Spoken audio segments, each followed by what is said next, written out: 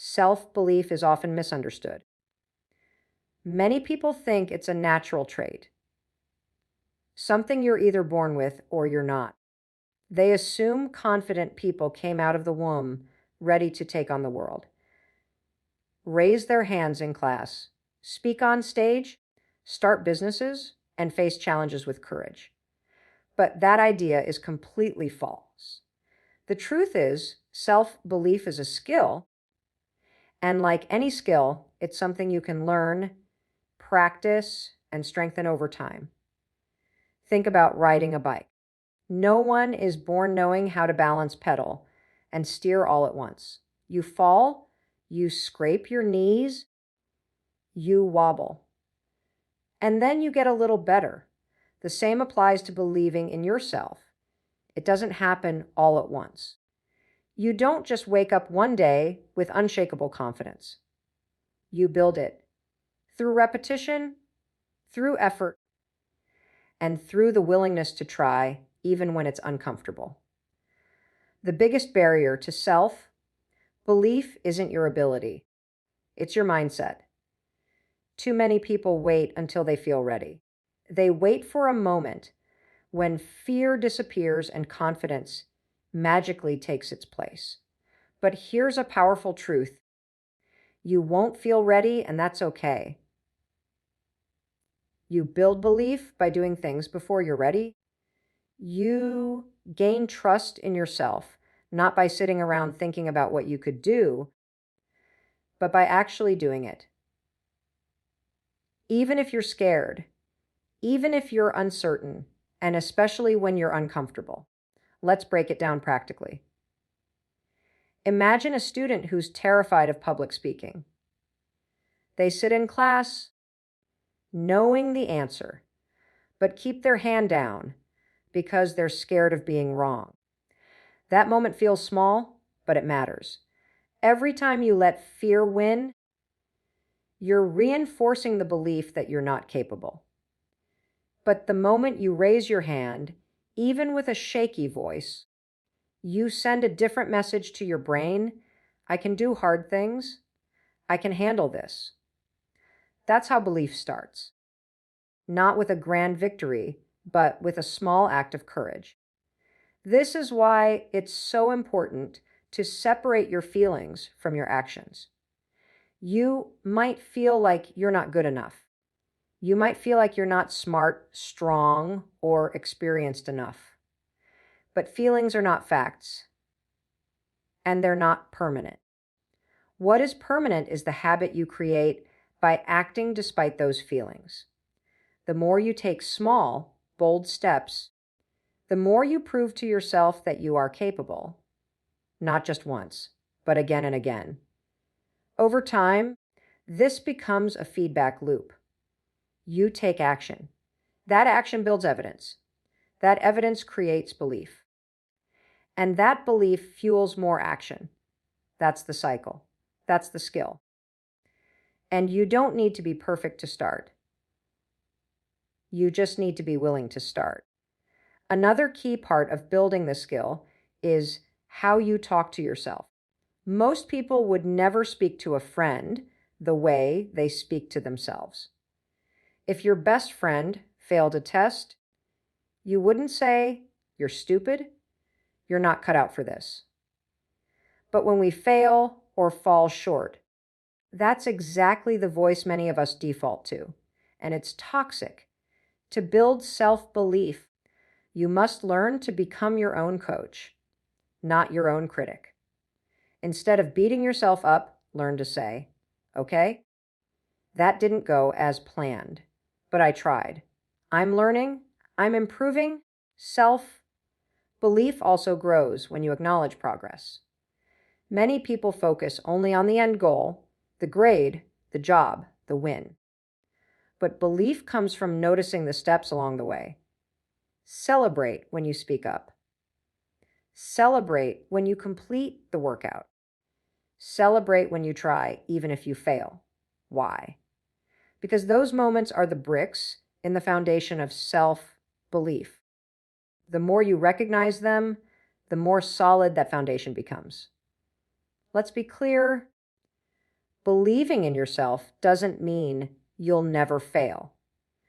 It means you trust that no matter what happens, you'll figure it out. You'll get back up. You'll keep going. That's the power of seeing self-belief as a skill. It puts the power in your hands. You don't have to wait for someone to approve of you. You don't need a perfect record. You just need the willingness to try, the courage to repeat, and the patience to grow. In the end, building self-belief is a choice, a daily one, a moment by moment one. Every time you choose to show up, even when you're unsure, you're sharpening that skill. And the more you sharpen it, the more unstoppable you become. Most people believe that in order to take action, they must first feel confident. They wait for motivation to strike, for clarity to show up, or for fear to disappear.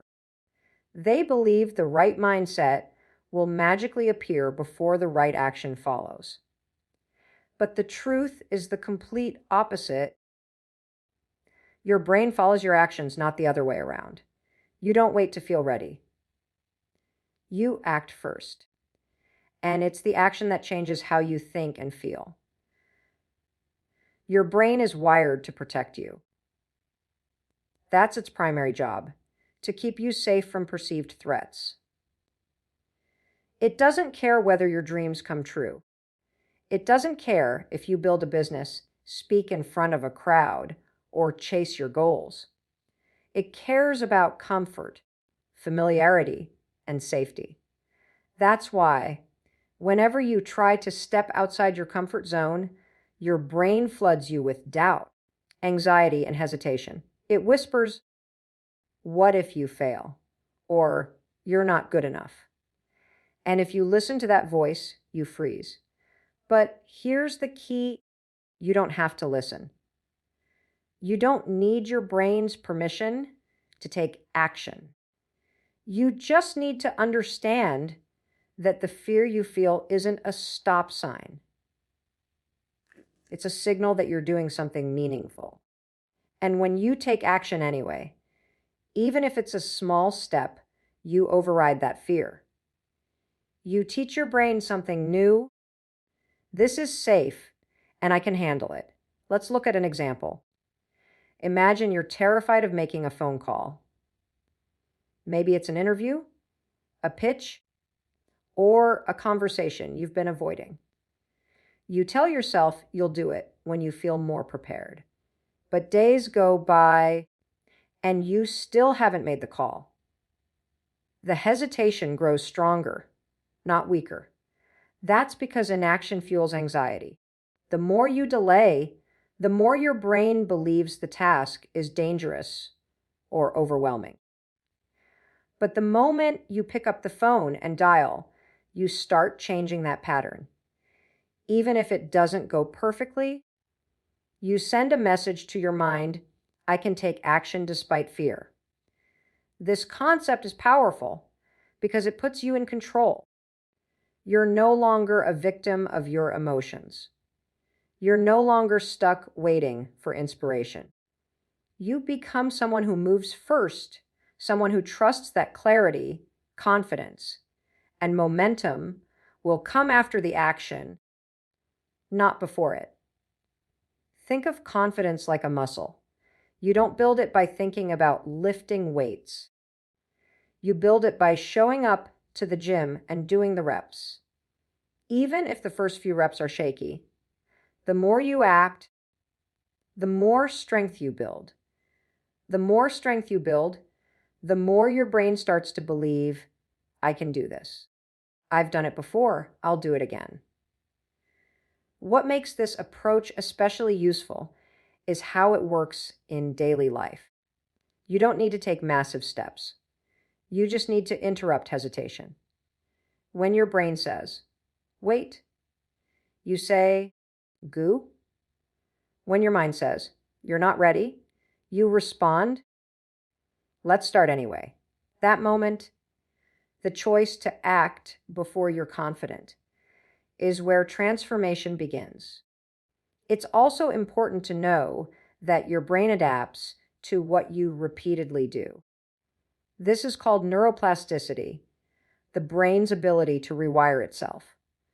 When you consistently take action, even when you're scared or unsure, you create new neural pathways.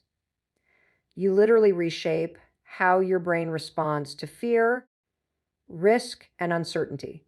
Over time, what once felt terrifying starts to feel manageable. What once felt impossible becomes familiar. Another key part of this is self-trust. When you take action, you build evidence. You prove to yourself that you are capable, even under pressure. You stop relying on external validation and start relying on your own ability to figure things out. That's how you build real, lasting belief in yourself, not by talking yourself into it, but by showing yourself through action. So the next time you feel doubt creeping in, don't wait. Move. Send the email. Raise your hand. Submit the application. Take the first step. Even if it's messy. Even if your heart is pounding. Because the action is what changes everything. The action builds momentum. The action builds confidence. The action teaches your brain to stop panicking and start trusting. In the end, confidence isn't what gets you started. It's what you earn by starting. You don't need to feel powerful to act. You act, and then you become powerful. That's how change happens, one brave move at a time. Believing in yourself is not a one-time decision. It's a daily commitment. It's built slowly, not in huge leaps, but through small, consistent steps repeated over time. Most people think that self-belief requires a big breakthrough moment, a bold move, a major win, or a life-changing success. But in reality, it's the small, ordinary actions you take every single day that shape how much you believe in yourself. These small steps are where your confidence is created, your courage is developed, and your discipline is tested. Let's break this down. When you look at someone who believes in themselves deeply, you're not seeing someone who made one big decision. You're seeing someone who made hundreds of small decisions every day to keep showing up, to speak kindly to themselves, to push forward when things got hard, to do the uncomfortable thing, not once, but repeatedly. Every single step, even the smallest one, contributes to the bigger picture of who they believe they are. You don't have to transform your entire life overnight. That's overwhelming, and it usually leads to burnout or paralysis. Instead, start by doing one thing that challenges your comfort zone just a little bit. If you struggle with discipline, start by waking up 10 minutes earlier each morning. If you struggle with speaking up, start by saying one sentence in the next meeting.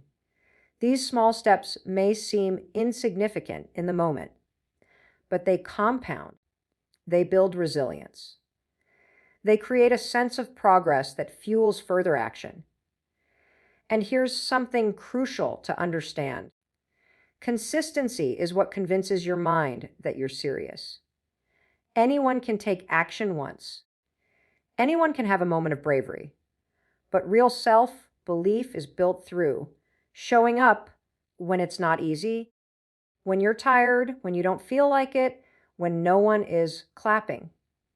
That's when it matters most, because every time you take action in those moments, you reinforce the identity of someone who doesn't quit, someone who keeps moving forward, someone who follows through. Think of it like this. Small steps are like deposits into your mental savings account. Every time you keep a promise to yourself, no matter how small, you make a deposit. You wake up early. That's a deposit. You finish the assignment, even when you don't feel motivated. Deposit. You choose a healthy meal, show up to the gym, or speak up in class. Deposit, deposit, deposit. Over time, those deposits add up. And when you hit a rough patch, because life will test you, you'll have something to draw from. A reserve of belief built through consistent effort. This approach also builds something incredibly powerful: trust in yourself. When you say you'll do something and then actually do it, even in a small way, you teach your brain that your word means something, that you are someone who follows through. This is the foundation of confidence. It's not about being perfect. It's about proving to yourself, one small step at a time, that you are capable. On the flip side, when you constantly break promises to yourself, skipping goals, quitting early, or giving up after one setback, your brain notices that too. It begins to question your intentions, your discipline, your reliability. This doesn't make you weak or lazy. It just shows you where your work begins. And that work begins with one small win, then another and another. Slowly, you rewrite your story. Another reason small steps are so effective is because they lower the barrier to action. When your goals feel too big or too distant, they become intimidating. But breaking them down into manageable actions removes the pressure. It shifts your mindset from, I need to do everything right now, to, I can do something right now. And action, no matter how small, creates movement. And movement builds momentum. And momentum is what carries you through the tough days when motivation is nowhere to be found. It's important to celebrate those small wins too, not with trophies or big rewards, but with simple recognition. Take a moment to say, I did that. Acknowledge your effort. That recognition reinforces the behavior and gives you a boost of confidence to keep going. In the end, belief in yourself isn't built by grand gestures or perfect performance. It's built by repetition, by patience, by choosing growth over comfort again and again. It's built by stacking small wins on top of each other until one day you look in the mirror and realize you've become someone who believes they can. And it all started with one small step. Got it? If you want, I can help you polish or combine the whole speech with those expanded keynotes, or create a closing that ties everything together smoothly. Just let me know